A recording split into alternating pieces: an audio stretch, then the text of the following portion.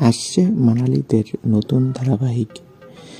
নাম কি তার জানেন? বিস্তারিত জানতে ভিডিওটি দেখুন। অভিনেত্রী মানালি থেকে শেষবারের মতো দেখা গিয়েছিল কার কাছে কই মনের কথা ধারাবাহিকে শিমুল চরিত্রে ভালো জনপ্রিয়তা পেয়েছিলেন। এরপর আর কোনো প্রজেক্টে দেখা যায়নি। তবে এবার নতুন সিরিয়ালে ফিরছেন মানালি।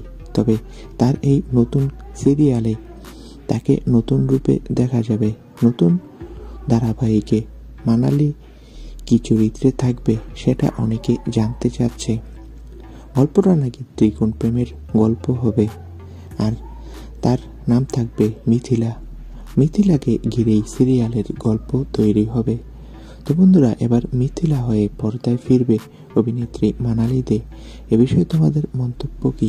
কমেন্ট করে জানাও। ধন্যবাদ।